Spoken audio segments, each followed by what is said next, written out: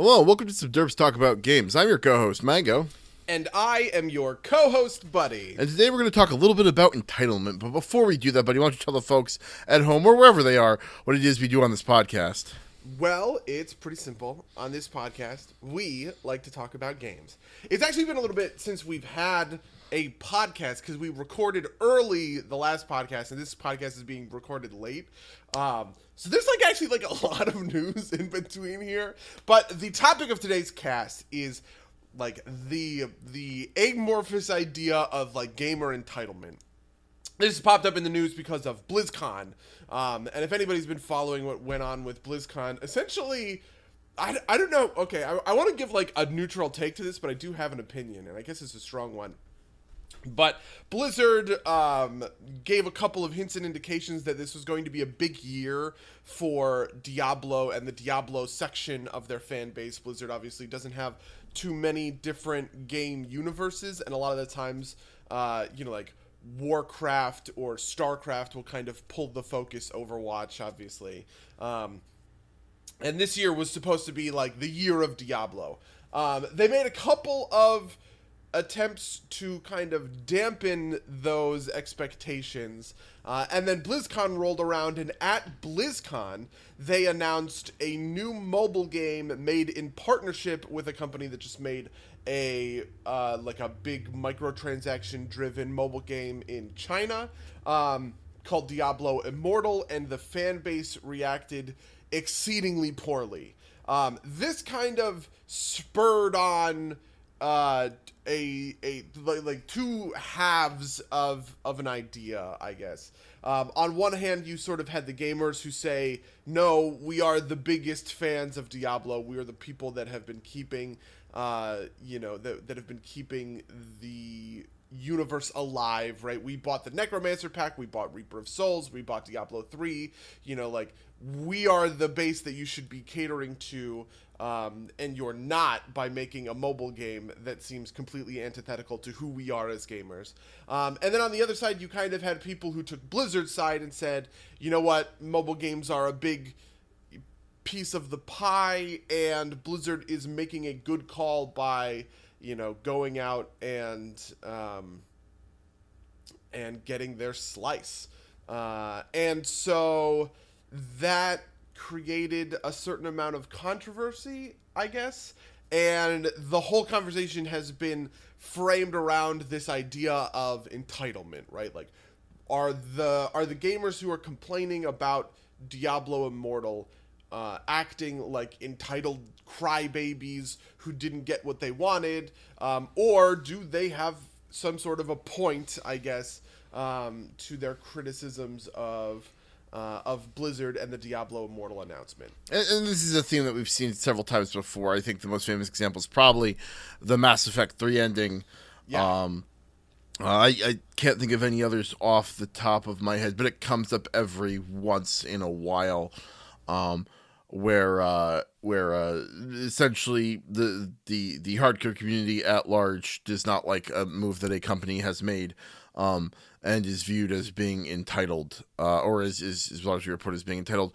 Weirdly enough, I don't know. I find that sometimes reporting is a little inconsistent because there's huge outcry over loot boxes. And I feel like you could make the same argument from the same place, but just everybody hates loot boxes. So no one wanted to call anybody entitled for not liking them. But it's interesting. So buddy, what is your take on the Immortal controversy specifically? I know we sometimes come down on opposite sides of this particular issue. But yeah, so I actually feel like this is interesting because I almost always come down on the developer side when it comes to this stuff, right? Obviously I work at a game company, I know developers, I know community people, and I believe from the bottom of my heart that these people are not vultures, right? Trying to pick your wallet clean of all of its cash, right? They are trying to make fun and enjoyable games, and a lot of the times their motives are kind of called into questions by armchair developers who are kind of equal parts condescending and uninformed about decisions that get made, right? And that kind of thing pisses me off all the time or whatever. But Diablo Immortal is the opposite of that. Like Diablo Immortal, I'm with the hate mob, right? I'm wielding a torch. I have my pitchfork ready to go because like I very much agree with them. I think if I'm not even a big Diablo fan, but I think that they have a right to be really disappointed in what Blizzard was announcing. And I feel like that they have, that they have a right to express those feelings in like a real and true way. And this isn't one of those cases where it's like, like I've criticized before about the changes that came with Battle for Azeroth. For instance, one of the things that happened with Battle for Azeroth is a lot of moves got put on the global cooldown, which the community universally really hates, except for people who can sort of see past the sluggishness it adds to the gameplay for the benefit that it adds, which means that you no longer have kind of like one-shot macros where somebody hits a macro, it activates all of their cooldowns in order, and then they smash somebody for like a bazillion damage, right? And so like to me, that is an instance where people just kind of don't understand why the change got made from a development point of view.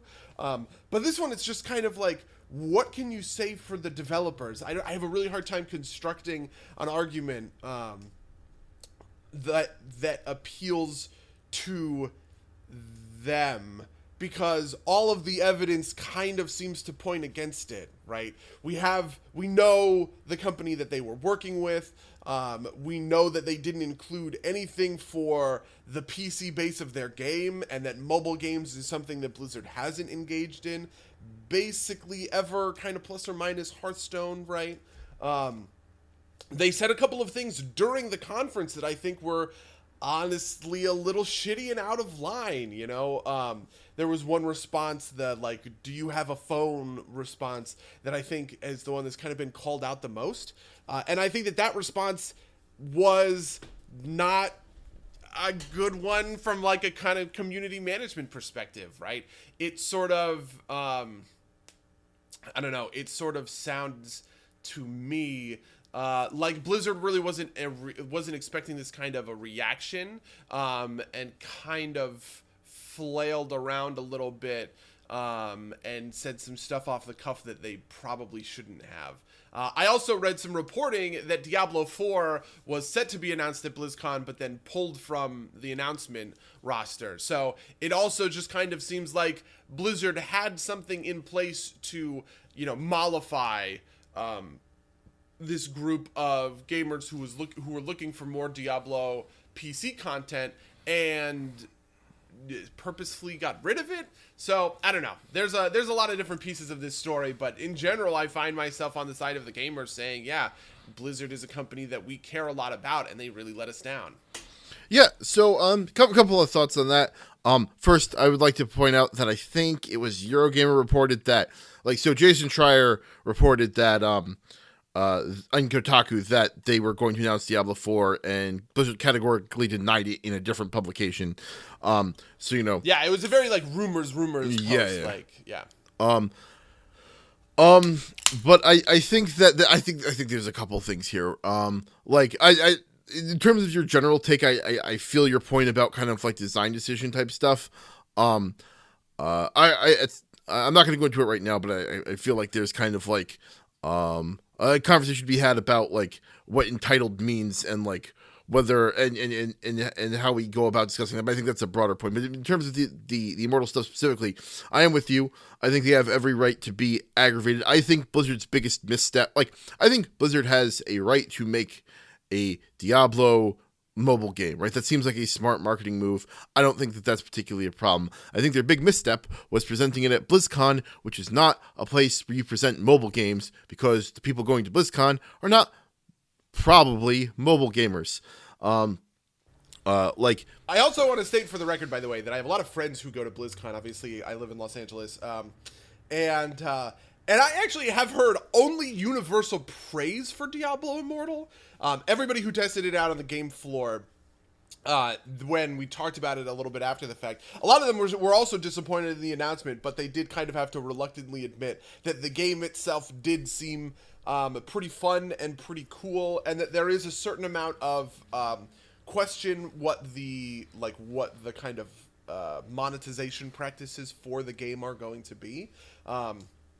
Because that didn't seem to be entirely clear from the demo or the announcement. But Yeah. yeah, I also think that part of this is so I just wanted to continue on with the point about the wrong venue. I think another example we could look at is Nintendo released Super Mario Run, which is a mobile game. Didn't receive any type of backlash, and I think there's a couple things there. I think it's a useful comparison point. One, that game was announced at WWDC, the Apple convention. So not at a gaming convention, but at a cell phone convention, or not cell phone, but it's Apple news, so kind of. I think another part of this too is that Mario. There are infinite numbers of Mario games, and they're always coming out. So there's no there's no desire to hear more Mario, or the desire to hear more Mario news was not at such a fever pitch, and it wasn't hinted at earlier, right? Like that announcement was a total surprise. The Super Mario Run one, right, absolutely. and I think actually kind of the biggest. I think the biggest thing is that not only was this announced at BlizzCon, but it was announced as kind of the piece de resistance, as the stinger at the end of the opening ceremony, right? I feel I've heard people suggest that if they had teased Diablo 4, that people wouldn't have reacted so poorly. We've seen similar things happen when they announced Funko Pop Gears of War. Yeah. And and no one got mad at Todd Howard for announcing the Elder Scrolls game because they showed teasers of Starfields and Elder Scrolls 6. But I also think they could have gotten away with it mostly if that was one of the random announcements in the middle of it. It still probably wouldn't have been received as well. But the fact that it was announced as a stinger, I think definitely tweaked that kind of nerve a little bit harder, if that makes sense. No, I definitely agree with that. I actually likened it a lot to Diablo Immortal when this Diablo 4 stuff happened, where it's boy, if the end of that presentation was a Diablo 4 stinger, I think it would have gone over a lot differently. I also think to a certain extent that Blizzard has a different, I don't know what I would call this, maybe a different timbre in the musical sense just as a company, because it feels a lot different to me when something like Microsoft announces a bunch of titles, or Nintendo announces a bunch of different titles, because there are always going to be a lot of them, right? But Blizzard doesn't do that. They make individual titles, and over the course of their history have made 10 games or whatever. If you compare that to Nintendo or to Activision or to any of the in-house EA games, right? At the end of the day, there are 6 big in development active Blizzard games: World of Warcraft, Diablo 3, StarCraft, Heroes of the Storm, Overwatch, and Hearthstone, right? And they don't announce new games all that often. So there's a certain amount of kind of Blizzard doesn't announce a lot of new games, and if the new game they are announcing is Diablo Immortal, that is cannibalizing the space in the development of, hypothetically speaking, Diablo 4. Which isn't to say that I think that that's true, right? But I think that Blizzard lends itself to that perception and that kind of knee-jerk reaction from the community at large, because of the kind of very curated space that they have created for themselves. Does that make sense? Yeah, absolutely. I also think there's an aspect to this that I feel these BlizzCon and any of these kind of particular media events in a way are supposed to be kind of rubber stamping, acceptance, right? Kind of hype fests for everything. And I think kind of because of the way that works, and because it's in front of a live audience, you kind of are heavily relying on, I don't want to say call it the goodwill, but kind of like the kind of the adoringness of your fans to prop you up. And I think that like the fans have every right to take that kind of adoration away if you don't live up to their promises, or live up to your own promises at kind of any point. And so I think that like I think that this reaction was, I don't, well, first of all, I don't understand how this reaction was unexpected. Um, something I think that's a little bit of a twist of nuance I wanted to ask you about is I've seen the opinion that, regardless of how you feel about the actual announcement, that like the behavior of, in particular, the red shirt guy who asked if this was an out of season April's Fool's joke was kind of a dick. And I've seen people use that to dismiss the entire controversy, but that's neither here nor there, I guess. But how do you feel about that particular aspect, about like kind of like snarkiness? That's interesting. I would probably find myself in agreement with that. Boy, I would find myself in agreement that guy was like a jerk or whatever. But in a certain sense, I think he was a little bit of a voice for the frustration. I saw that clip got shared a whole lot, like on Twitter. We shared it among our kind of like group of people as a moment that, I don't know, was a little bit, vindicating for the feelings of disappointment that people kind of had. And I sort of like wonder if, I guess I would probably condemn it as a dick move, right? That's like a mean thing to say, and obviously people shouldn't be mean or whatever. But I think kind of the more interesting and important piece of that is that it legitimately seemed to kind of speak to people and give them a voice for the frustration that they were feeling. Yeah, no, I think I kind of agree with that. I definitely think it was absolutely mean spirited, but like I feel like part of what BlizzCon is supposed to be a forum for, like, they have high amounts of audience interactivity, right? And in that forum, kind of like putting out your opinion isn't, I think, so much of a taboo, especially when like it is in line with like the popular sentiment, right? Like he didn't get booed down for that. He was like, like that kind of line was like embraced by the community at large that was there. So I think I think it was kind of ultimately like a mean thing to do, but I think you're also kind of allowed to be critical of essentially a large company that is trying to get you to spend money for them, right? Like, yeah. Yes, it's maybe it would have been a more platonic ideal if he had said, if he had got up there and said, dear sirs, this game is not to my tastes and I will not be spending a penny on it. And that is that. But, that doesn't have quite the same bite as a snarky comeback. And yeah, I feel like splitting the hair there isn't so much of a problem, if that makes sense. Yeah, I very much agree with you.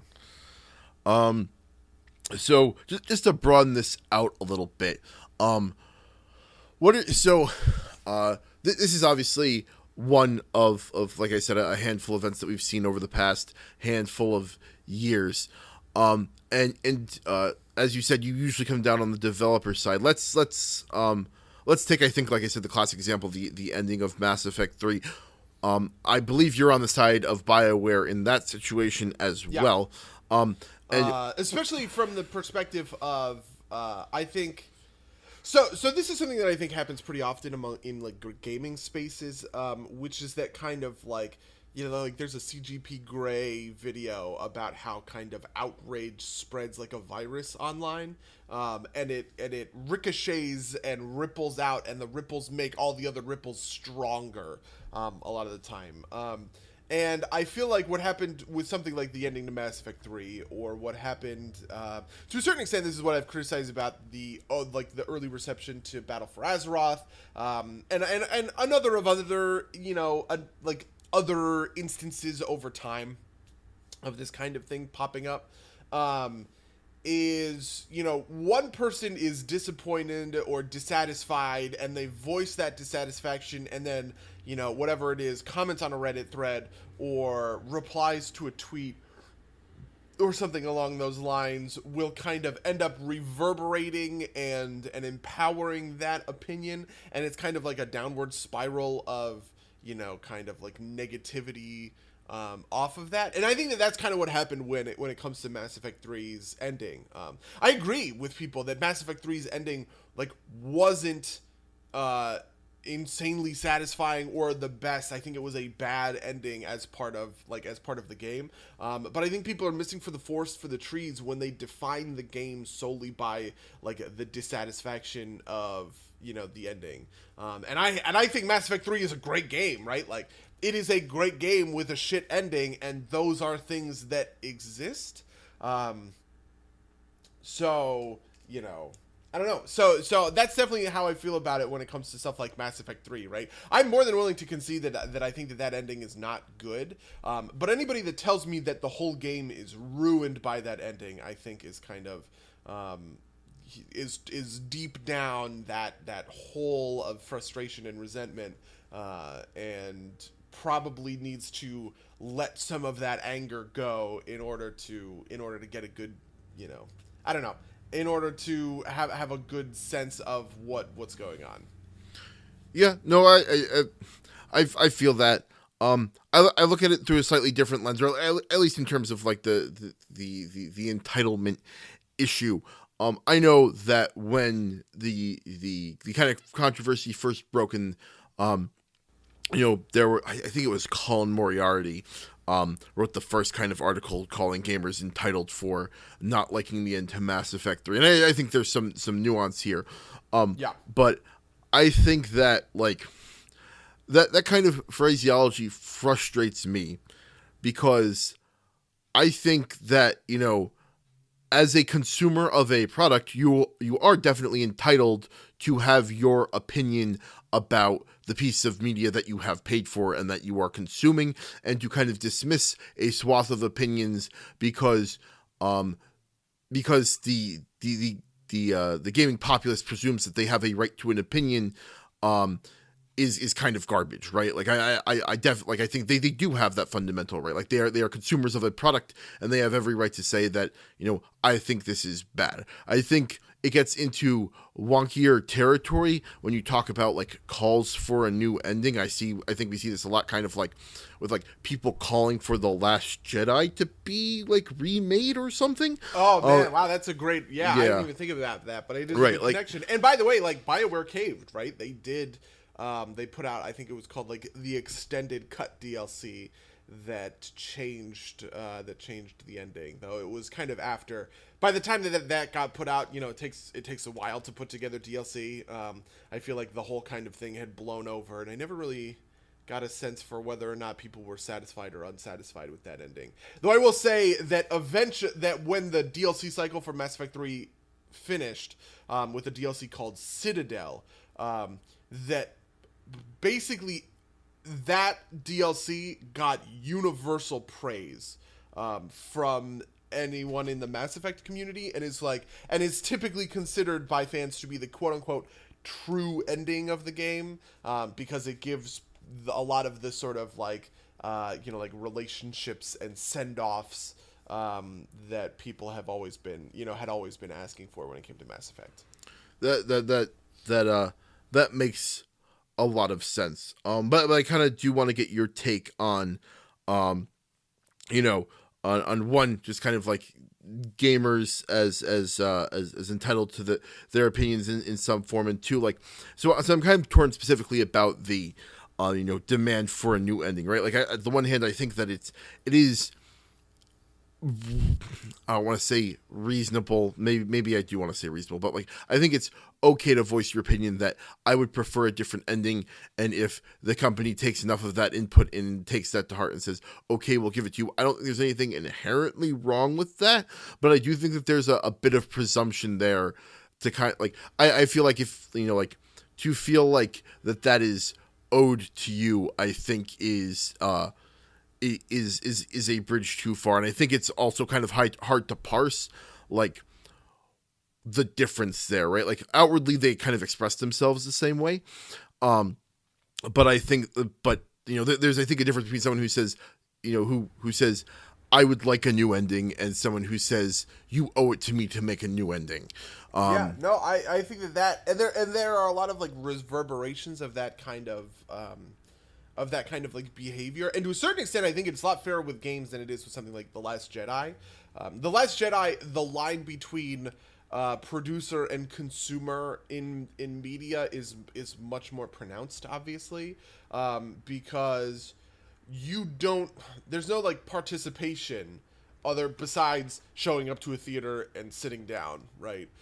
In the same way that there is when it comes to a game. In fact, and this is one of the things I actually found was really interesting about like the Mass Effect 3 thing is that specifically Kotaku had a lot of sort of like dueling editorials about it, where like different reporters would take different sides in that argument. And one of them that I found actually pretty compelling is like no, it's not entitlement, right? Part of being a player in a game is taking on some of the duties of the producer of that content, right? And I get to make decisions about the direction of that story, and I get to make decisions about what characters do what when and stuff like that. And that is a real thing that makes gamers, to a certain extent, entitled to the kinds of changes that we're talking about in Mass Effect 3. And insofar as I'm willing to agree that BioWare needs to change the ending, I think that's the strongest argument you can make, right? That's one specifically about how like games as a medium kind of work from the ground up. When it comes to something like film or whatever, you have like a much higher barrier to entry. I think the only thing I could possibly the only thing that you could compare it to would be kind of like demands for like an alternate cut. Like release the Snyder cut is the meme version of this, right? But all of the different Blade Runner cuts is kind of the straightforward version of this. The original Blade Runner is is tainted by the theatrical cut, and people liked the movie, but they know that there's more underneath there, and so there are demands to revisit it, and Ridley Scott revisits it, and there's a director's cut, and then there's another weirder director's cut, and then there's the final cut, which is like the actual for real people cut. And I think that those sorts of things are reasonable in a way. I think the difference in between like Blade Runner or something like that is that it comes from kind of like a place of love more than it comes from a place of like outrage, I guess, if that makes sense. Yeah, I mean, I feel like those things are two sides of the same coin, though, right? Like, you don't get outraged unless you really like care for the underlying property. Is that? I feel like that's kind of fundamentally true. You don't get outraged unless you care for the under. I mean, yeah, okay, I feel that. No, like in a certain sense, I feel more entitled as a fan. Okay, let's say I feel more entitled as a fan of Batman vs Superman to say there should be an ultimate cut, right? A director's cut to this movie because I like the thing. Then I feel to say, there should be an alternate cut of whatever it is, like of Justice League because I didn't like this thing. Do you know what I mean? Yeah, I don't know if I see your point, but I feel like the Snyderverse is a little bit harder to kind of pull these strings in because it's smaller, right? Like, it's less cohesive, right? Like, I think the fundamental difference that I'm kind of pointing at is like, there's never been saying like, I think The Last Jedi needs like a reworking because I don't like The Last Jedi versus I think The Last Jedi needs reworking because I really like Star Wars, right? Like, and right, yeah. I think it kind of falls along those same lines, just kind of like on a broader scale. Yeah, that is actually kind of tough. And I do think that there is like I do think that there is good entitlement and bad entitlement, right? Like, I wouldn't say that entitlement itself is like a problem that needs to be solved or whatever. And I think that there are things that gamers can feel legitimately entitled to. There's actually a tweet. This is where we're bringing in the hot takes. There's actually a tweet that kind of got me started on this like line of thinking from everyone's favorite neckbeard on YouTube, Boogie2988. He tweeted out 6 days ago. Ever notice journalists are acting entitled when we are mad about monetization and microtransactions, but people who demand their social agenda be represented in games never get never get called entitled by the same people, right? Which is to say that there's a certain amount of hypocrisy there, right? If I'm a journalist and I think it's a good thing that that the efforts BioWare has taken over the course of its RPGs to integrate LGBT romance, right?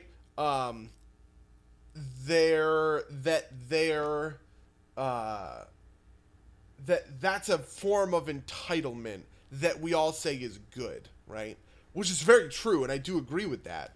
And so there is a certain amount of kind of like you can't hate you like it's not about the method, it's about the target to a certain extent. Do you know what I mean? Yeah, and I think this rolls into a related thought, which is kind of like my fundamental, I think, kind of problem with the accusation, which is it's not that the problem is that whatever subset of people is entitled, it's that their criticism is off base or incorrect, right? Like, and obviously opinions can differ there, but I think I honestly feel like calling someone entitled is kind of like a shortcut, kind of maybe even like ad hominem way to kind of like avoid speaking to the issue on the merits. And I think that like that's like I think you can make those arguments on the merits, and it's a much stronger case rather than just saying like you don't have a right to complain about this, if that makes sense. Oh, interesting. Right? Like I think if you want to make the argument, right, that that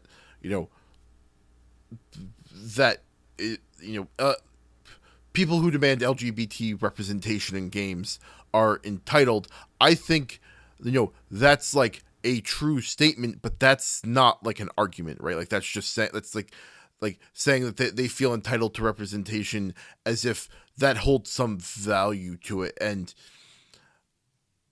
I don't think that's the important thing to be arguing. You should be arguing that like LGBT kind of inclusion in games is a good thing on its own merits, and that whether or not there are people demanding it is kind of irrelevant to the situation in a lot of ways. Wow, that's actually really convincing. I kind of super feel that. I kind of super like so to a certain extent, like if it is a good thing, it grows out of like an entitlement argument, and that even calling it entitlement is kind of like it's kind of like wrong. Yeah, I'm even if it's a bad thing, right? Like if you disagree that like the Mass Effect 3 ending is bad, or kind of in your specific thing that like that doesn't make the whole game bad, you can engage with that on its merits. You kind of did that, right? Like your initial statement on it was not like gamers are entitled for not liking it. So you engage with that argument on the merits. I think that's what you actually want to do. You don't want to just like try and dismiss your opponent's claim wholesale by claiming they have no right to that. Right? Yeah, and that makes a lot of sense to me. I do think that there's another angle that I kind of want to examine this from, because I think that a lot of this is actually wrapped up in kind of like the games as a consumer product versus games as art kind of dichotomy that we've discussed before. And I do think that like I think part of this impulse comes from the kind of, I don't know if I want to call it a truism, but like the idea that like telling someone that their art is wrong is kind of entitled in a way that I think is much more valid for the art sphere than it is for like the sphere that I'm talking about, where you should argue on the merits. I think that because games kind of straddle that line, it's easy to kind of like misdirect, or like not even misdirect, right? Like kind of fall on weird sides of that strata, right? Like if you want to tell me that people shouldn't be demanding that Mass Effect have a new ending because that fundamentally changes the art, and like you're not entitled to change someone's art, I think I buy that argument a little bit more. but I feel like there's some nuance there that I'm trying to grapple with. Do you have any thoughts? So in a certain sense, that actually comes back down to the distinction that we've made before, like the games as art criticism versus like games as consumer product for review idea. Like to a certain extent, I feel like the like some of these arguments that get made about this stuff is entirely inside of like a it's like, you know, it's like I'm reviewing a vacuum cleaner. It's like, yes, I'm entitled to a vacuum cleaner that works. This is actually something, by the way, this is language that gets used all the time. It's pretty clear that we think about games as a consumer product a lot of the time and not as like a work of art. And the way that we talk about it and like critique these things is like boils down to that, right? Like the second tweet in this response in this thing from Boogie2988 is maybe it's okay to criticize a product, maybe we can criticize the content as well as its pricing structure, maybe it's okay as a consumer to not like a thing and talk about it, right? I don't really think he's making an appeal to like, you know, an artistic critique. Right. I think he's making an appeal from a, you know, from a kind of like consumer product critique, if that makes sense. And that's something that we see all the time in like the, you know, in the different ways that people respond to games, because like, you know, when games reviews are saying this is a fun game that you'll get 40 hours out of, right? It's like, it's a much more kind of utilitarian sort of thing than saying, oh, this game has a lot of deep, complex themes about the nature of fatherhood and parenting, right? Like, or what, you know, like whatever kind of thing, which is what we would see in a more artistic critique. I tend to think that artistic critiques are like more interesting and valuable in the long run, especially as like games drop in price and stuff like that. It kind of games sort of I feel like have like a decaying relationship with their own producthood. If you think about a game like, you know, something like Dishonored, maybe, that came out, you know, Dishonored came out 6 years ago, and it came out and it was a $60 game, and the question is, well, is this worth your $60, right? But as time has gone on and Steam sales or whatever have you know, dropped the price, and now you can pick it up for $5 in the fall Steam sale or whatever. Now the question is, well, is this worth your time, kind of from like an artistic perspective, right? Because the money is trivial at that point.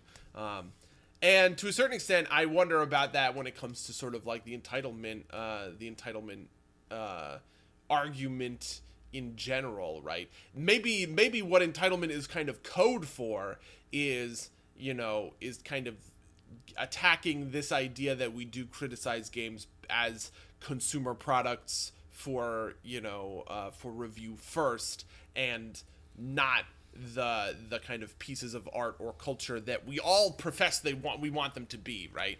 You know, all gamers want games to be treated as serious art. I don't know if that's true. I think that's pretty true. I mean, I know some voices that are like stridently opposed to that kind of classification. But that's, I think I do think that like a lot of kind of like the more serious press is, but I also think that like a lot of the gaming base doesn't care as much, right? Like, especially like, you know, and I think the stratified is pretty heavily out by game, but like, I don't think anybody cares about Diablo as art. I don't think many people care about COD as art. I think the argument for Mass Effect is a little bit more 50-50, and then something like an indie project like Undertale or Inside. So I would agree with you that I don't think people look at COD. I do think people look at Diablo that way. There are a lot of arguments about Diablo lore, which I found in the aftermath of this whole thing, like reading the Diablo subreddit, which I actually found very interesting as somebody who's deeply invested in another Blizzard property's lore and not Diablo at all, obviously. But yeah, I would agree with that. I think it's bigger than that, right? Gamers, even if you're like a gamer on Reddit and you're playing, whatever COD all day every day, or PUBG or something like that, you are likely to have like a real kind of artistic connection to, some game, like Red Dead Redemption. Obviously, the Red Dead Redemption 2 just came out, and Red Dead Redemption 1 is a very good game with like a lot of like art to it. And it comes up all the time when somebody will be like, what's a great time that games used music or whatever, and people will quote this time from Red Dead Redemption or whatever. So I think as in a macro sense, that is kind of an overlying, kind of like an overlying goal, even if it's not individually a micro sense for every single interaction with every single game. Does that make sense? Yeah, actually, who's a great example of this is Donkey. Because Donkey will put out videos and they're essentially just 5-minute shit posts about whatever game. But then every once in a while he will put out a serious video with like a serious artistic critique of whatever game it is. And I feel like that is sort of that is what I'm capturing in a way. I definitely think that's a significant voice, but I'm not convinced that it's like that it's kind of like as universal a voice as you want to paint it as, right? Like, I think that there are, like, to use movies as an example, there are plenty of people who like watching Transformers and don't give a shit about Oscar bait. And I think that, like, in a similar vein, there are plenty of gamers who just like using games as kind of like a leisure tool and not as like some sort of artistic exploration. I think the number of gamers that never use something as artistic exploration it would be very low. I might agree with that's that. not all the time, but like Undertale comes out and everybody gets really into Undertale or whatever the case may be, and I feel like the way that people engage with Undertale is more artistic than it is kind of in that like consumer sports way that we would engage in COD or in League of Legends or something like that. So it's definitely not a universal thing. I would agree, but it's something that I feel like all gamers over the course of their lifetime they have blips of this, and there are some gamers that are only looking for this kind of thing. Obviously, sure, right? Like absolutely. I am much more drawn to a good story in a game than I am to like its good sports mechanics, obviously, but. In general, I think that gamers do want, I think gamers want games as a media to be, I guess I would say, to be capable of being, art, right? And not necessarily across the board. I don't think anybody's really arguing that COD 4 or COD Blops 4 is the new art game to play. Sure. I mean, but I do think that there's like a very significant part of the population that primarily engages with these games as sport, right? They play COD for the competitive aspect, and they're very interested in games actually being taken seriously as a competitive, kind of competitive, like as an esport, right? Like, right, yeah, like, yeah, and that definitely. esports are as being like a real competitive event. I actually think that like the core of those tensions kind of lies at the heart of a lot of these issues, where like, where sport meets art, where consumer products meet like, artistic expression. I think drives a lot of these conflicts in a way that that's, I don't know, kind of unproductive in a lot of ways. I think part of the, I don't want to call it part of the problem, but part of kind of like the unrealized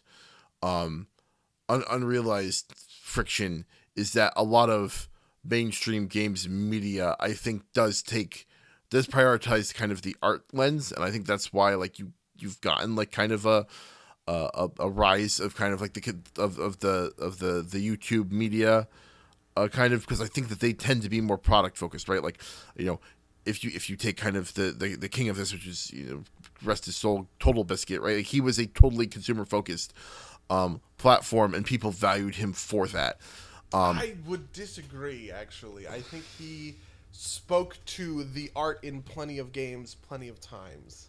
But I don't think that was his focus, right? Like, I never went to Total Biscuit to get his takes on the art in the game. I went to it to see if, I went to it for port reports to see if the game was worth buying on PC.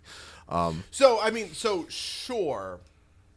But I guess the point I'm making is that like gamers contain multitudes. Sure. Right. And for every gamer that's going to be like sport focused, there is a time in their life where they are willing to set that aside and be art focused. And I think the same is true. Like, and the opposite is also true, right? For every gamer that really only plays, single player, maybe they're only playing a lot of indie games these days because that's where a lot of the art games are. Yeah, they probably play Overwatch with their friends sometimes. And that game, and that there's like, I wouldn't characterize the gamer subculture as being exclusive to either of Yeah. those. It's a big swirl of both of them. When good art games come out, a lot of gamers pick them up. The Walking we just had a whole episode about how Telltale had amazing success with The Walking Dead season 1, and it boils down, I think, to that sort of interaction. The Walking Dead season 1 was such a good game, and it was such a good artistic experience that it reached across, like, I don't want to call it an aisle because I think that there's a lot more. Yeah, I sort of like that game was successful, but it wasn't as successful as like Call of Duty or Overwatch or any of the bigger games of sports games. And I think that there's some nuance there. So Obviously. is it because? So would you say that games as sport games are more successful than games as art games, and therefore have a bigger footprint in the culture? And that's I think that I don't know if I think there's some nuance there, right? Like I also think that there are more games as art games, kind of just out there in the same way that there are many more kind of like like smaller independent films tend to be a little bit more arts focused than kind of being blockbuster. There's no small independent blockbuster, and I think that there's just an inherent tension there that kind of leads to a lot of that leads to a kind of disconnect, I think, between. Man, see, I don't see the same tension that you do. I think that in a lot of ways, sport games kind of underlie the culture in the sense that they tend to be long-running games that people return to with continuous content over and over again. But I think that the culture tends to stop dead for big art games when they come out, and we have a good example of that. The last three, the God of War, Spider-Man, Red Dead Redemption, back to back to back. These are single-player, story-focused games that kind of stopped the culture dead for 2 weeks apiece, so that everybody could just like flood all of the gaming subreddits with screenshots of them or whatever. And I think that's like a real sort of significant. That's a significant thing. Sure, but I also think that those games are like propped up by excellent kind of mechanics as well, right? Like by their excellent sport, like people kept like play through the optional content in those games because swinging in Spider-Man is fun, and doing the melee combat in God of War is great. Right. But are those expressions of some kind of sport? I believe, yeah, I think they are, right. Like I don't think there's like artistic expression in kind of those moments. I don't think. I absolutely think that there is artistic expression in those moments. I don't think it's bereft of artistic expression, but I don't think that's the primary focus. I don't think like I would say it is the primary focus in those moments. I think that's garbage. Like there's no artistic expression in like sweet web combos in Spider-Man. What? Of course there is. In the same way that there's artistic expression in like good edits or a good shot, right? A good shot that makes you feel the impact in an action movie. That's an artistic moment. But like if you want to take that argument, then like there's artistic expression in like shooting a light machine gun at somebody in COD. To a certain extent, yeah. I mean, I don't think that really follows. I don't think that floating button prompts like yes, that there's like game feel there, and there's like I see your point, but I don't think I buy that like the thing that drives engagement there is artistic engagement. I think the thing that drives that drives engagement there is good mechanics feel and good sport in the games. I see. I guess okay. I don't think that I think games as a whole can kind of be looked through as this like sport or art lens, but I don't think that you can parse inside of the game itself and say like this is a games as sport mechanic or this is a games as art mechanic in a lot of ways. I think that it's kind of like impossible to like break it down to that kind of a level. And so any game I think that is engaging people from a point of view of sort of like the single player story, right? Any single player story is kind of automatically qualified in this games as art. I think I think that that's a like an excuse to shoehorn in like this arts argument, right? Like I don't like. I think that you could hand Spider-Man to a person who doesn't care about the story, and they will have a blast with that game purely as sport. And I think that that's a valid interpretation as well. I mean, are they having a blast with the game if it's as sport? If I mean, what are they competing against? Are they competing against the game? Is it a single player PvE sport? Yeah, that's like such absolutely. I completely disagree with that. I think that that's a really wrong. I don't know what else to say. That's the wrong way to look at that. I feel like if you stripped all of the Spider-Man trappings off of the Spider-Man game and just like had people doing like, you know, like had generic man with like, you know, like a grappling hook fighting thugs in the street, sure, it wouldn't be as good of a game, but I still think it'd be a really fun game to play and a game that could survive on those merits. You think it would be a game that stops the culture dead? That stops the culture dead. So what I mean is the game comes out and everybody's talking about it, and people are releasing YouTube videos about it, and you know all of the Reddit comments are all about this thing. I feel like that's not the case. I feel like God of War, because it had a strong story, and Spider-Man because it has a strong story on top of these gameplay elements, right? But I think the opposite is also true. I think if you strip out all of the gameplay out of Spider-Man and just present the story, it also doesn't stop the culture dead. You strip out all of this. Yeah. But so I think, okay, so here's the thing. I think gameplay is like sort of analogous to something like editing or cinematography, right?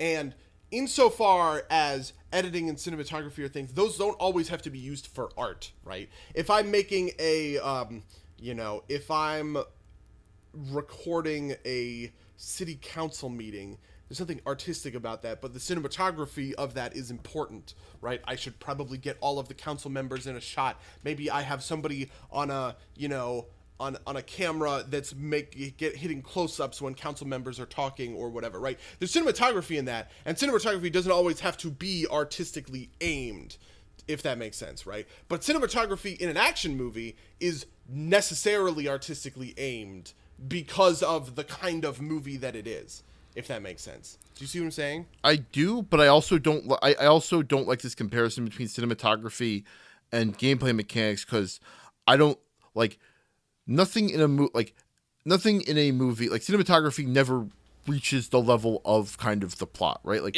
of importance, right? Yeah. I totally get that, and I agree that cinematography is not as important. Well, I mean, it's important in a certain sense, in the sense that you literally can't have a movie without cinematography. But like how the shots are created will never be as important as how the gameplay feels in a game. But I think that's a question of scale rather than of kind. They are similar things. It just so happens that gameplay is much more important to consuming video games than cinematography is to consuming movies. So I think that the fundamental kind of difference there that makes it almost a difference in kind is that in a movie, nothing kind of surpasses the plot in terms of like how you evaluate the movie, but mechanics can surpass the plot in terms of how you evaluate a game. And I think that that's like a fundamental difference that I think you're too willing to discount in order to kind of just like sing this kind of this art argument, if that makes sense. So it's bigger than just the plot itself.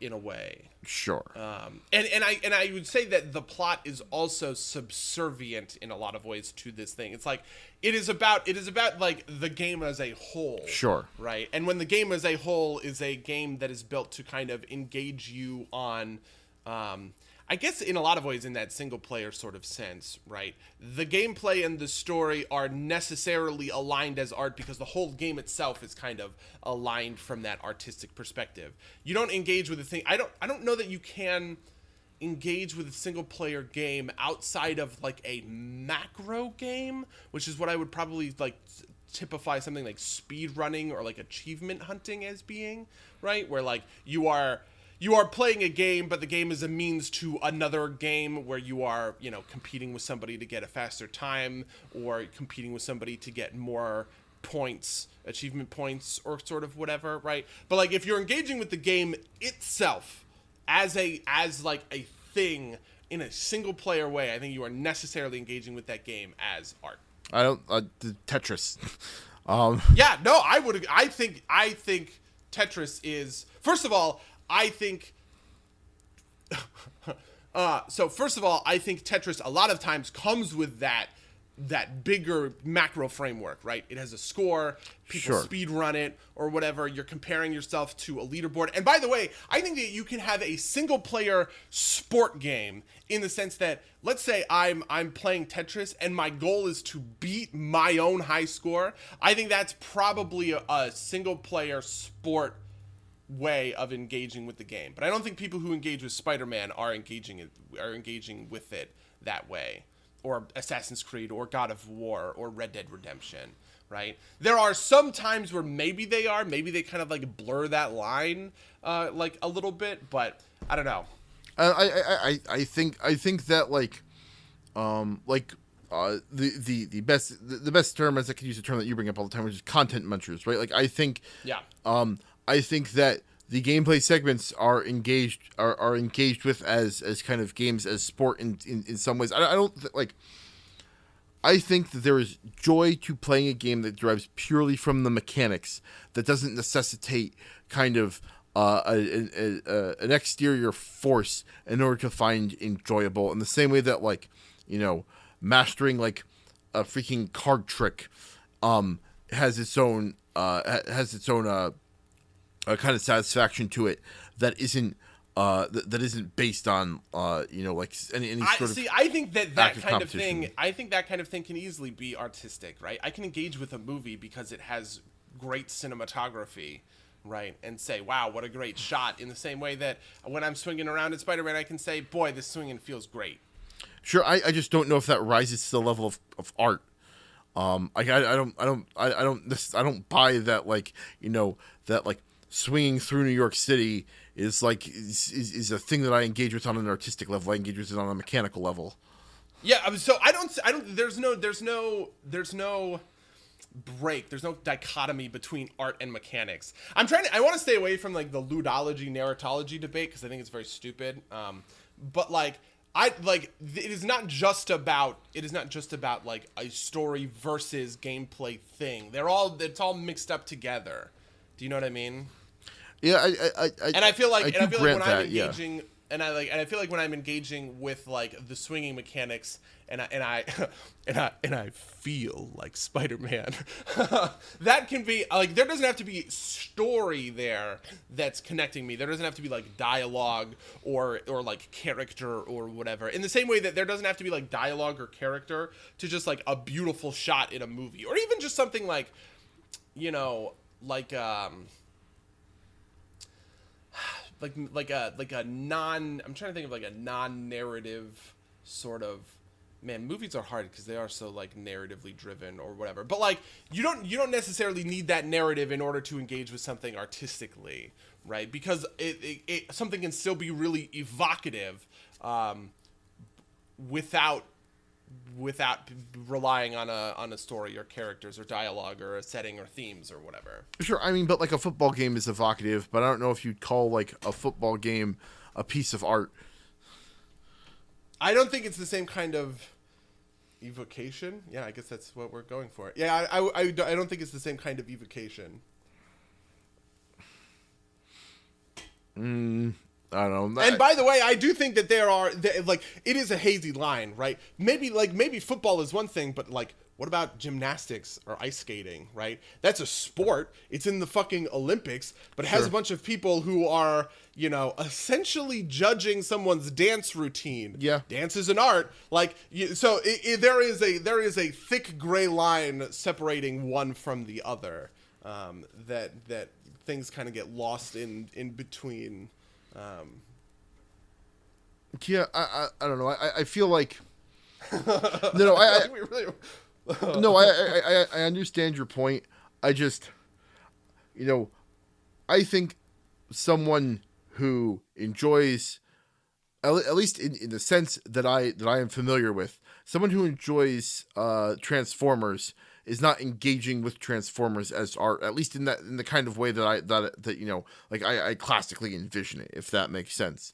And I feel like it is possible to engage that way with Spider-Man, in kind of like that, like, popcorny way, where like you're engaging with it as a kind of mechanical fun time rather than as a piece of art, and to claim that person is then desiring for games to be viewed as art is disingenuous, if that makes sense. So I think the difference is like something like Infinity War. Like, yeah, Transformers makes a lot of money, and people, quote unquote, turn their brain off or whatever. I would actually, by the way, very much contest that. I think that even if you are talking about turning your brain off, you're still engaging with it as art, because I think it's hard to engage with basically any narrative outside of an artistic context. But like, I think people engage with Infinity War, and we all do think pieces, and we're talking about it afterwards, because it is both of those things, right? You can engage with it through the spectacle, obviously, but you can also talk about Thanos's, Malthusian empathy or whatever, like, or kind of like whatever else. Sure. And I think that people will take breaks from Transformers to watch Infinity War. Or, by the way, I think people will take breaks from Infinity War to watch, what certain Oscar bait movies, and that I feel like it would be hard pressed to find somebody who's watching like a certain amount of movies that doesn't end up seeing one or two pieces of Oscar bait over the course of like 5 years, which I guess is what I'm sort of likening this to in a way. Sure, but like I also, like, I don't think that because some people, you and I definitely included, choose to engage with Infinity War as a piece of art means that everybody who watches that movie chooses to. Like, yeah, but I think that everybody who watches Infinity War is going to at some point engage with some movie artistically. I don't know if I can say that's absolutely true, but I'll grant you that that's probably mostly it's true. like a 99% thing, right? Yeah. And I think the same thing is true for games. I think most people who play games will engage with some games as art. Sure, right? but I don't know if they care about it, though, right? Like, your fundamental claim that's kind of rubbing me the wrong way is that because they do this, that they fundamentally desire games to be recognized as art. I don't think that's true. I think that that's definitely true. I think that has to be true, because a lot of the times the way we talk about something like, the First Amendment case that got decided by the Supreme Court like however many years ago or whatever, those things are celebrated by gamers. Sure, I mean, they're celebrated by gamers, but I don't know if I don't know if all expression is art in that way. Maybe we're just operating off of different definitions of art. But I think that I don't know. I think that there's I feel like I would be confident in saying that, like, there are very few people who are interested in stopping games from being viewed as art. But I think that there are plenty of people that don't give a shit, right? Like, they just want to play their blam blams, and if it never reaches the art status, I don't think that their lives will be any worse off for it. For the blam blam specifically, I guess I would agree with that. But yeah, I don't know. I feel like if you can have a conversation with somebody and ask them about, I don't know. I think I would have a really hard time imagining someone who, over the course of their gaming career, like didn't connect with any game on an artistic level and wouldn't be on board with the idea that games should be taken, like seriously as like an art form, right? I think. And by the way, and I do think we are operating as different on different sort of levels when it comes to like artistically, like quote unquote how we define that artistically. Like, I think of art as being very inclusive, right? In the sense that Transformers is art, right? And it might be bad and we might criticize it or any of these other sorts of things, but I think it still is. And I think people don't like the dismissal that comes with saying, like Roger Ebert, right? With Roger Ebert saying that games can never be art because of whatever, his beliefs on that kind of like boiled down to that. I feel like that always rubs gamers the wrong way. So I maybe we're just defining gamers differently, but I think that there are plenty of people who really who regularly engage with video games and just couldn't care any less whether or not games are recognized as an art form. Maybe this is just a matter of faith in the gaming community and like what that actually means. It also kind of means like, I guess unprompted I would agree, but I feel like if I went up to any gamer and I said, hey, this is what Roger Ebert has to say about video games, and I read out his quote or whatever, do you agree or disagree? I feel like most of them would say, no, that's wrong. Do you know what I mean? I don't know if I agree with you, but I'm willing to grant you the possibility. I feel like unprompted, most people, maybe a lot of gamers don't care. They would never look it up. They don't know offhand or something kind of along those lines, right? But I don't think that sort of, I guess I would call that like laziness, like means they would not care if presented with it in a focus group or something. Yeah. I mean, I think we've kind of talked this to death. I don't think we're ever going to kind of agree on this. So fair enough. Yeah. So yeah, that's an entitlement, I guess. How was your week?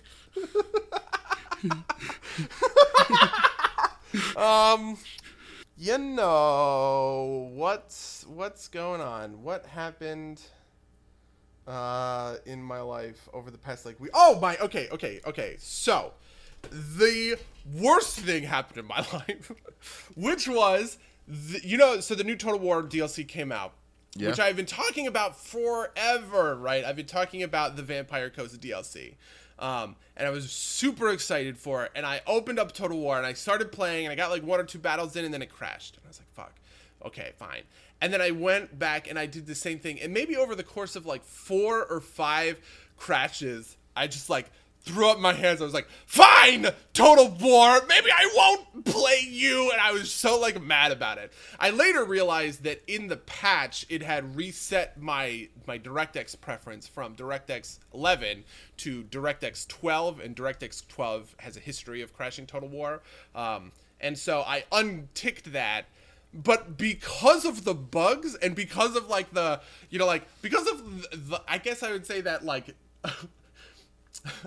the delta between my super crazy hyped expectations and the bugs that were preventing me from engaging with the game, I lost any and all will to play Total War, and I basically just haven't gone back to it.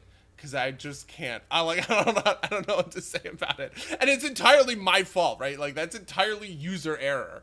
But I'm just so furious that, like, I can't load up the game and enjoy the thing that I'm sure I would enjoy because of that.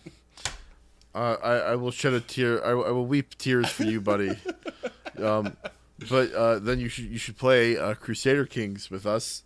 Because that's what I've been doing. I've been playing a lot of Crusader Kings. Not much to talk about there because the new DLC hasn't come out yet. So I don't really, it's more Crusader Kings. We're conquering India slowly. Our friend Nick got kind of screwed over.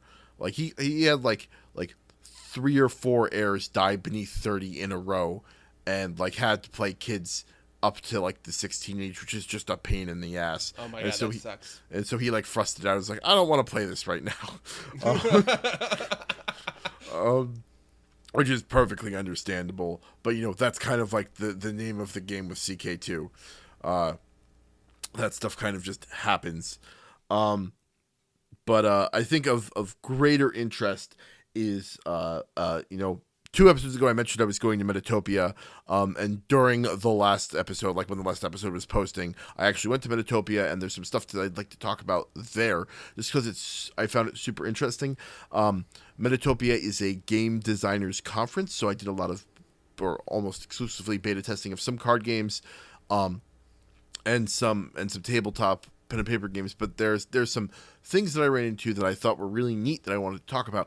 Are you familiar with Powered by the Apocalypse, or Apocalypse World, or Dungeon World, or any of those kinds of games? No, actually, I've never heard of that. Okay, so this was kind of all the rage at Metatopia. People doing kind of their own games that were powered by the Apocalypse. The core system is you roll 2d6 and you add a modifier, and like anything over 6 is some variant of success, and anything under 6 is some variant of failure. Those scales kind of slide a little bit depending on like how hardcore your game is. Like the original game is called Apocalypse World. It's meant to be very gritty, so failures are a lot harder. The game I play tested was kind of like a more kids focused game that was it was like fun steampunk adventure. And so failure was a lot less hard. But it's super interesting because the book that you buy is kind of like the game master's rules, and then you go online and you download kind of your character book, and it's a set of kind of so I'm not super sure about how like the core system works, because I haven't engaged with it super hard. But this variant that I was playing, you get like different powers and different stats, and you play your character this way. And what was cool about this game, and apparently people think this is going to be the next big thing, is that it was based on cards. Instead of having like a booklet that you play your character out of, you play off of cards. And what was really cool about this system was he had like sets of cards, and you did basically a magic draft, and you drafted your character out of the hand. It was a super, super cool experience for that. So I ended up playing like a kind of like a tall brute dude that was a member of high society and was also like a were-sheep. And those are just kind of like, and used an electric slingshot, because those are just kind of like the cards I ended up with. I thought that was a really cool and really fun experience. I definitely want to delve into that Powered by the Apocalypse system more, because I think it's super fun, and I also think it's super easy to pick up, and I think it's also probably be super it'd be a lot better for getting newer players kind of into the genre, right? You don't need any special dice. Kind of the things you can do are relatively simple and kind of handed to you in the form of these booklets. Another really interesting mechanic is every time you fail a roll, you get an experience point. Kind of like what doesn't kill you makes you stronger. And so like you get rewarded a little bit even for failing. It was a really cool experience. The other thing I wanted to talk a little bit about was I played a couple of games that were GM-less systems, which I thought were interesting, is the way I'm going to put it. I feel like they definitely skew more towards kind of like the theater kid aspect, and in a lot of ways I feel like it was just kind of like, like improv with like slight rules attached to it. I'm not sure how I feel about it. It was definitely a fun experience. I just don't know if it's like the same kind of experience I want to pull out of a tabletop game when I go to play that.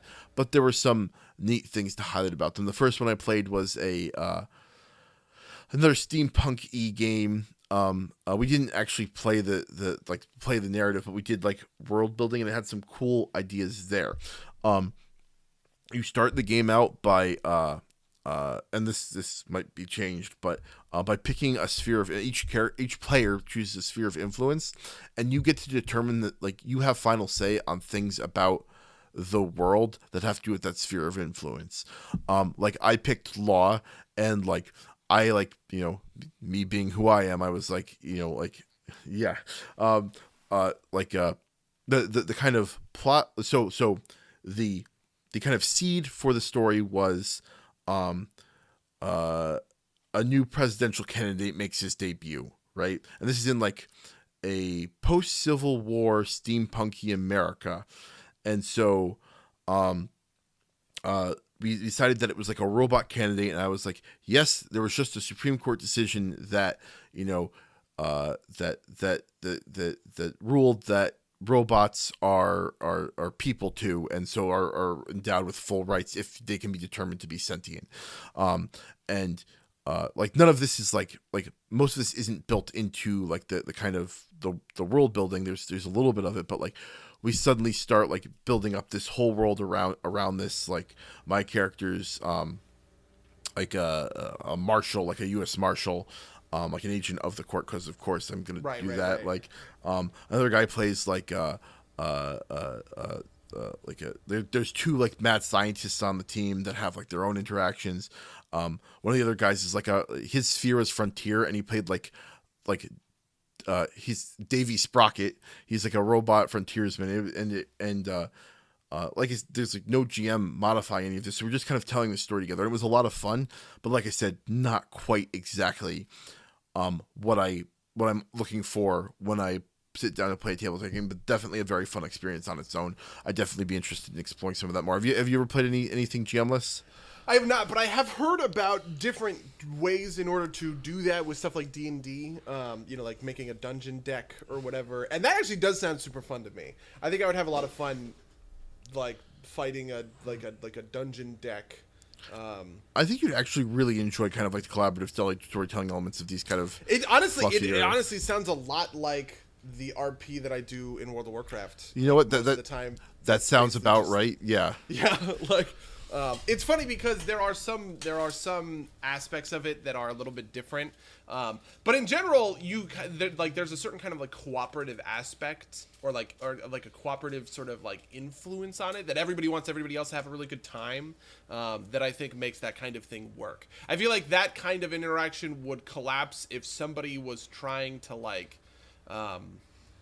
Like somebody who's trying to like make themselves the center of attention and solve all the problems by them. You know what I mean? Like, and not like work as part of a team. Yeah, the Calvin Bally aspects. Yeah. Yeah. But that's kind of like I think every game has sort of like a failure state of bad players. And that sounds super cool. I don't know what else. That sounds super cool. Like the sphere of influence thing actually did a bit to counter that, because even if you don't have a bad player, there are dominant personalities that emerge, but you always have the authority of your sphere that no one can take away from you, which I thought was neat. Along a similar vein, I played this game called Breathe, which is a lot earlier, but it's also GMless, and everybody plays a character in a disaster, and you have oxygen tokens, and you have to get through obstacles, and you have to spend your oxygen tokens to get past them. I think most of them are supposed to be drowning scenarios. Ours was not quite. It's like a sinking cruise ship, but it had.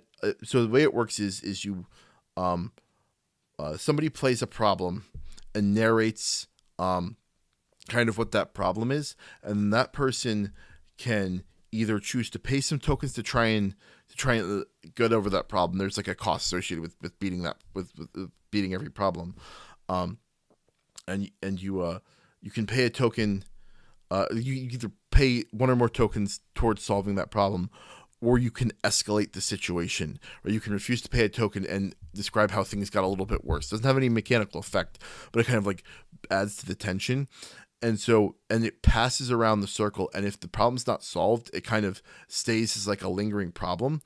And essentially, when you run out of breath tokens, you don't necessarily die, but like you are empowered to call yourself doomed and eliminate a problem. And then like you will die.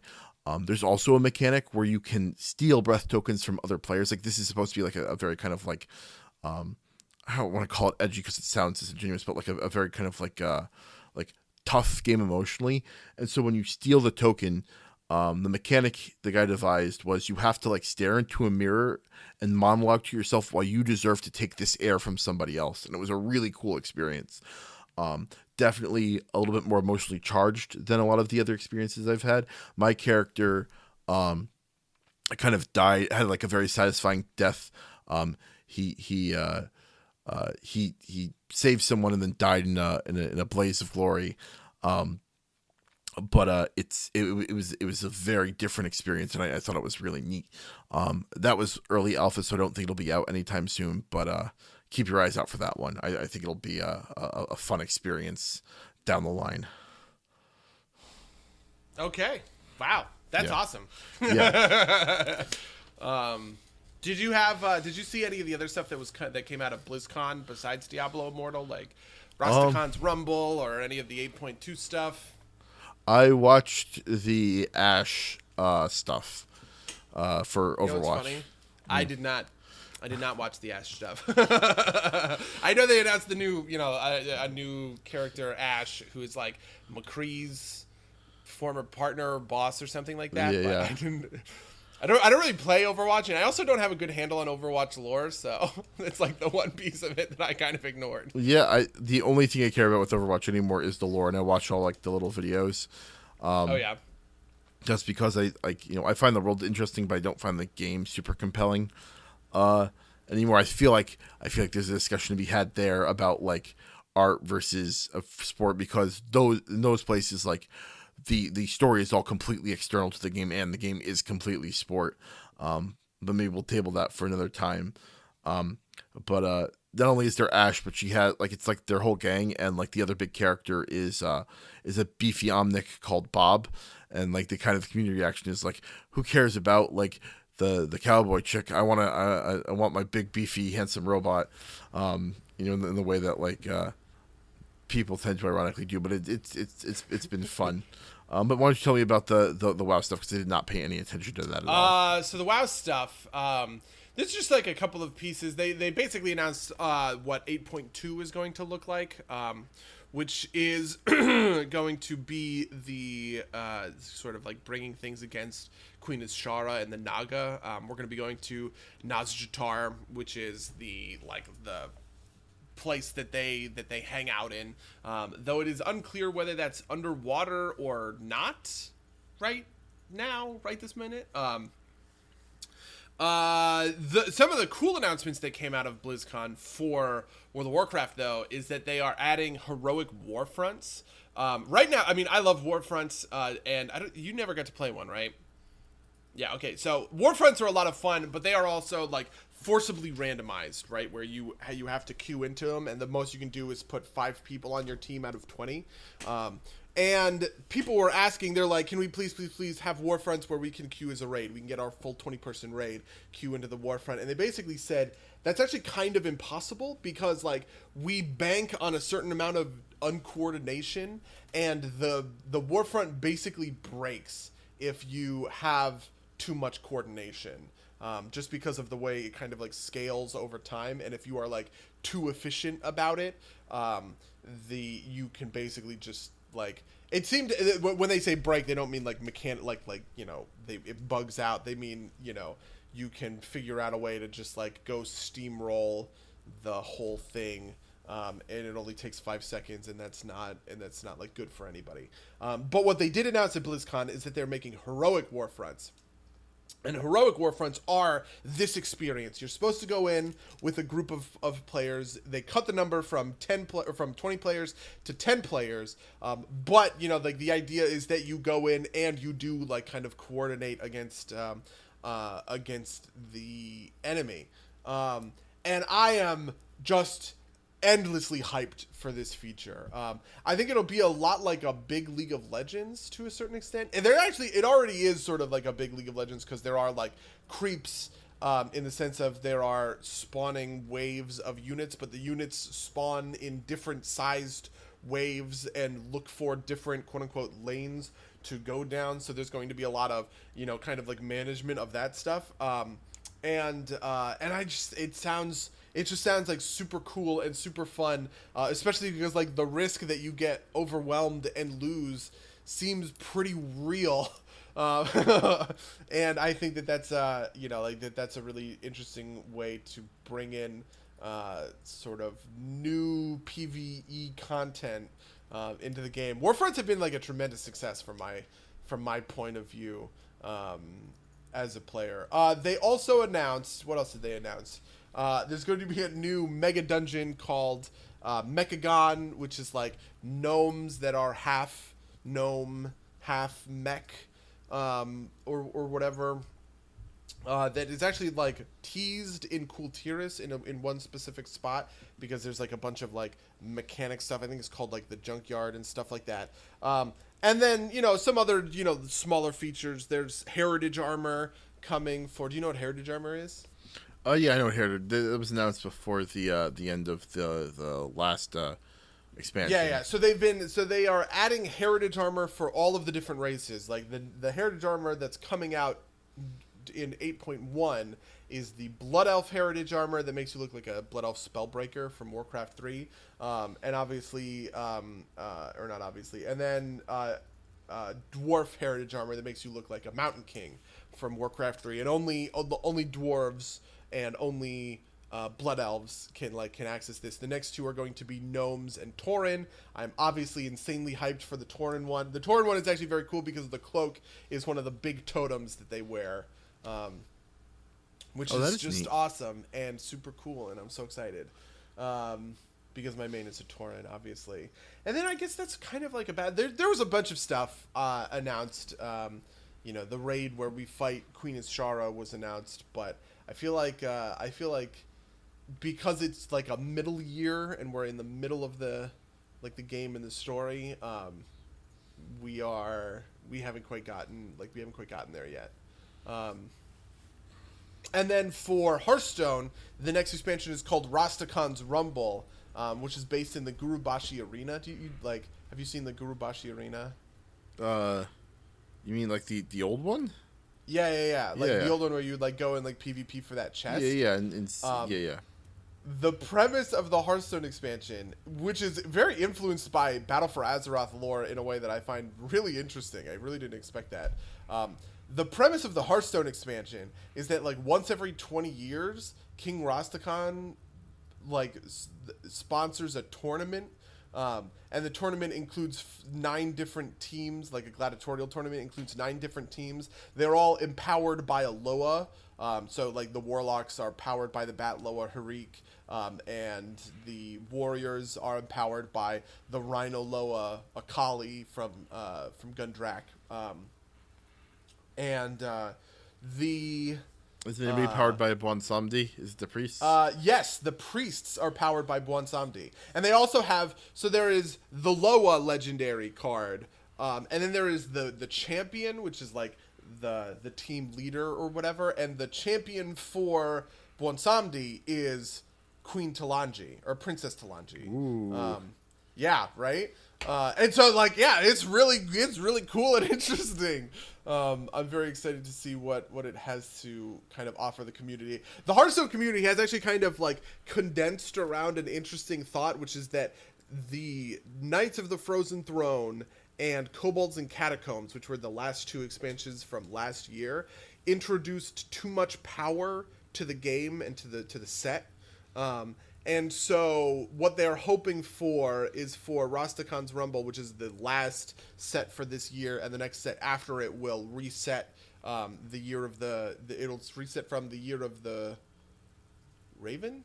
Yeah, it'll switch the year over. Yeah. It'll switch the year over, and people are really excited for that because they feel like, unless Rastakhan's Rumble engages in some really hardcore power creep, what will probably happen is it will be overpowered by the Kobolds and the Knights of the Frozen Throne cards, because they're hypothetically speaking, if you agree with this argument, they are so strong that there hasn't been a lot of development in the metagame of Hearthstone since the release of the Witchwood or Boomsday, because of how powerful these cards are.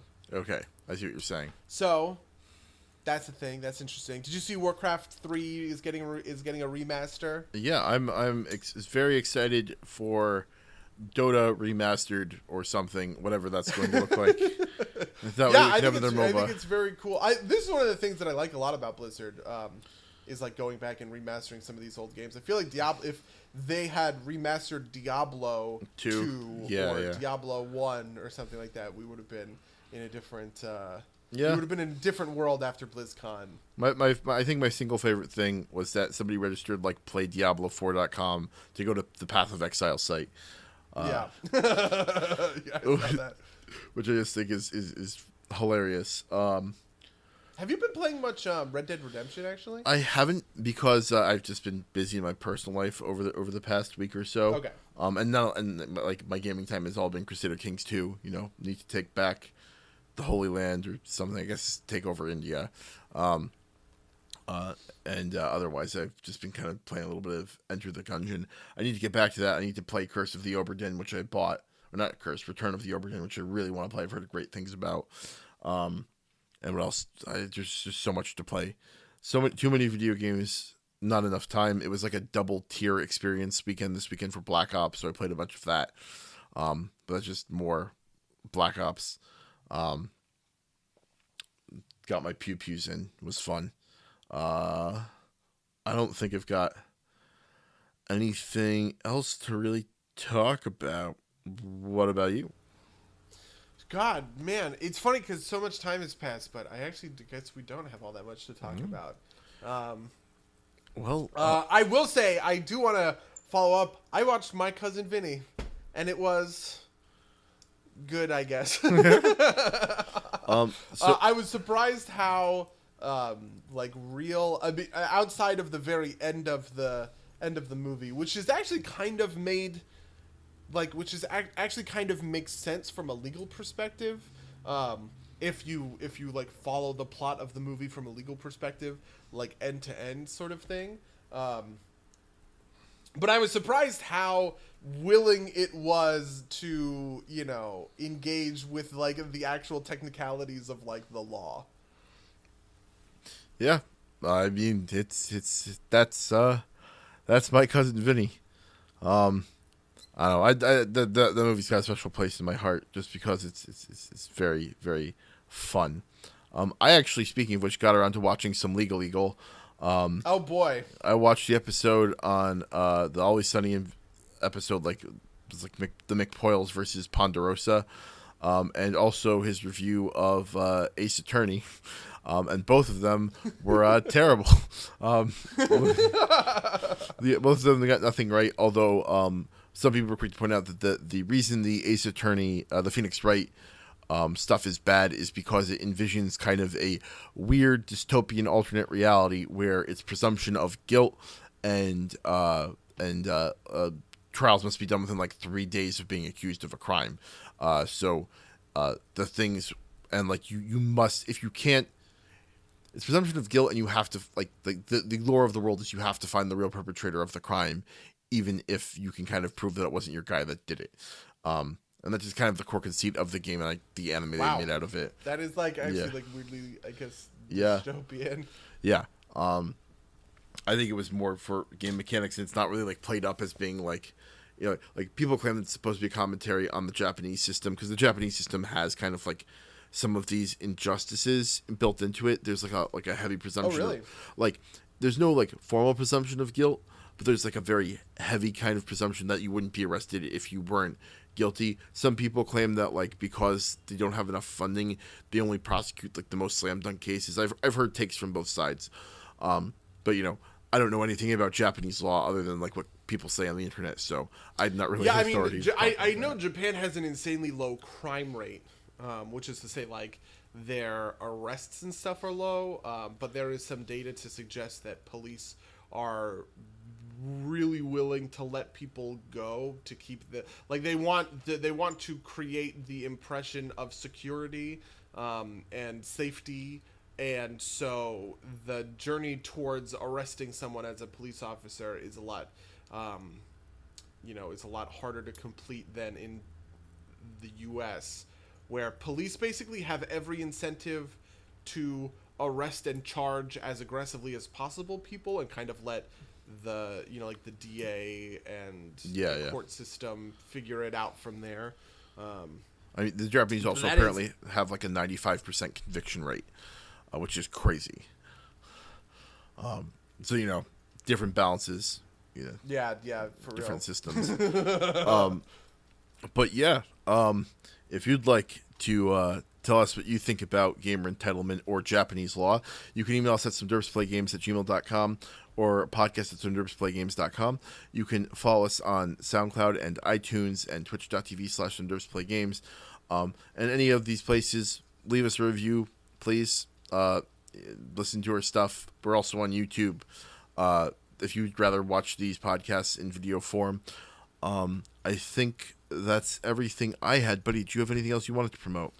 I have nothing else I'm looking to promote. In that case, until next time, dear listeners. Until next time, loyal listeners.